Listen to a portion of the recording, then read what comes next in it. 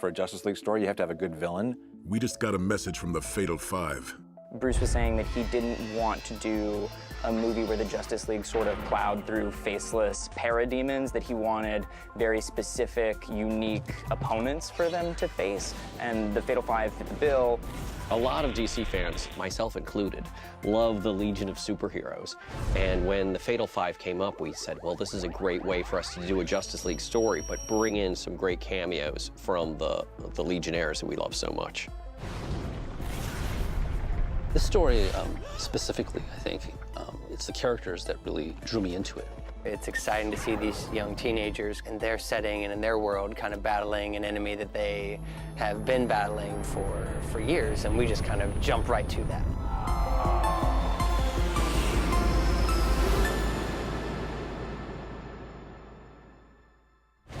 Great row. One of the first things that we did when Jim and I sat down with Eric to kind of start beating out the story in broad strokes was to decide which characters we were going to use. And we knew straight up that we were going to use Batman, Superman, and Wonder Woman. They're always kind of like, you know, a gimme. Nothing like me. And then we cast Kevin Conroy and Susan Eisenberg and George Newbern as the big three, just because I love working with them. I hadn't used them in a while as the team, so I was like, okay, let's do that. You all right, son? Those are the voices I hear when I open a comic book. Those are the definitive versions of the characters to me. You've got what it takes, Jessica. But also, I think there's a conscious decision to try to introduce new characters. Bruce and a lot of the people that sort of, you know, were with him on Batman the Animated Series, I think they're almost like these comic book historians. Their knowledge of comics is very broad.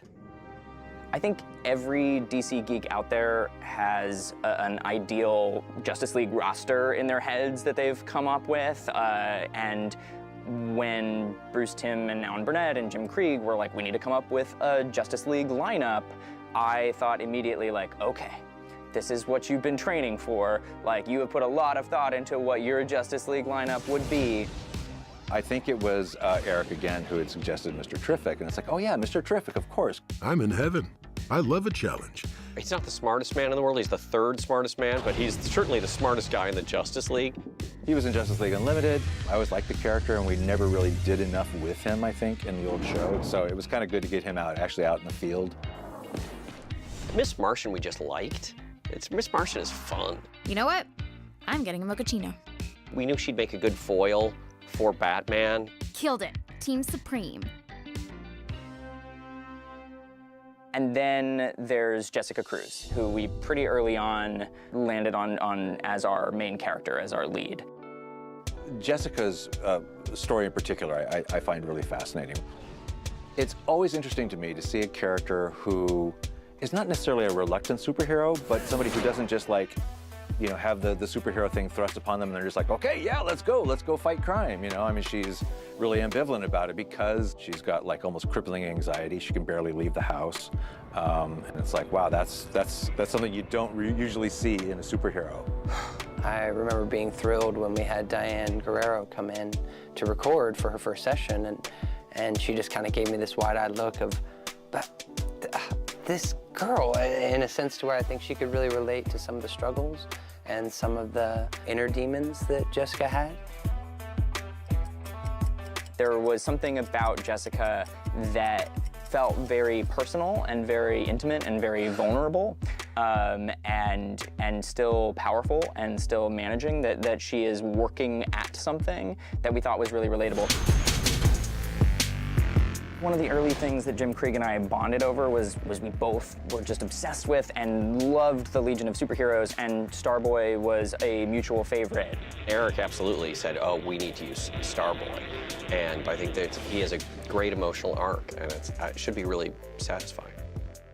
This character is struggling with keeping his grip on reality due to not having a prescription or medicine that he would have in his own time.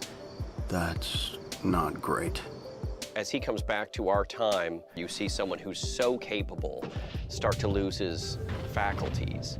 It's really quite tragic. He definitely has troubles. I mean, he has manic modes and memory problems and severe trouble with staying focused on things in the present.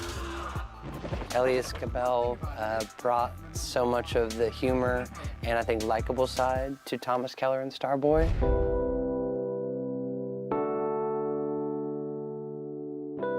Mind if I join you? It's Starboy, right?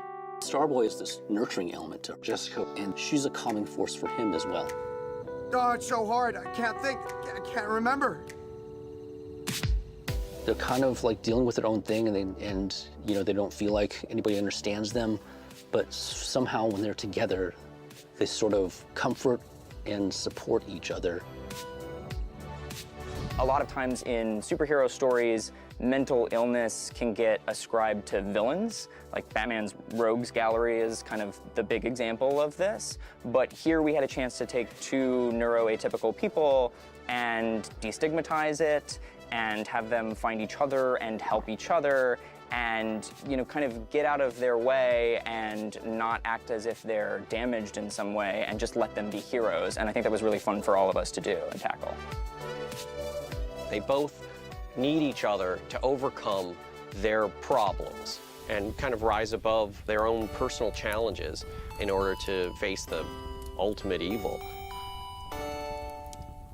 On this project, you know, we had a lot of comic book history to draw on, but we didn't have any source material we were directly adapting, which is liberating, but also kind of terrifying. And so at one point, I had a stack this high of Legion of Superheroes omnibuses to pull from, and we started drawing inspiration from Jim Shooter, who created the Fatal Five.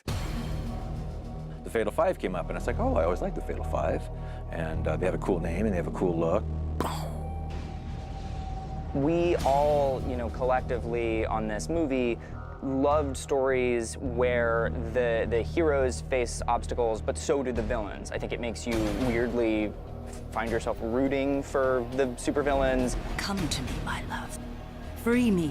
We'd kind of forgotten how ridiculously powerful they are, and that made for a real challenge in setting up a story where even the Justice League would be a threat against them, because you have Mano, who actually blew up his entire planet just by touching it.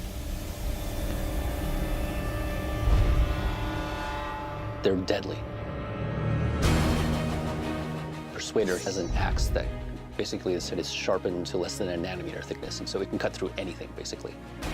You have, you know, Tharok, who can be the Fatal Five's hacker and bomb maker and resident genius, and you start to get into these conversations, you know, who's smarter, Mr. Terrific or Tharok?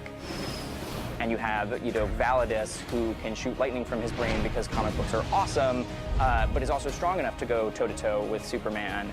And you have Emerald Empress, their leader, the scariest one, who has the Emerald Eye of Ekron that she wields, which is sort of this weapon of unspeakable power that sort of works in similar ways to a Green Lantern power ring. And so you had just all of these great characters to pull from and wonder about what dynamics they'd have with the different Justice Leaguers.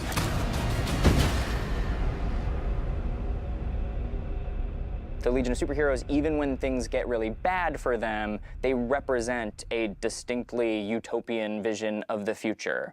They are a promise that we'll still be here in 1,000 years. They're teenagers. All of them. It's like your worst nightmare. They're easier to relate to because you feel like, oh, that would be me. If I had powers, I would be a member of the Legion. It's almost hard to imagine being a member of the Justice League, but as the Legion, that feels doable, you know? You are scary.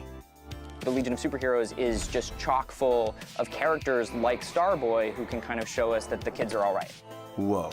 I think emotionally it's a very fulfilling story. I told you I was a superhero.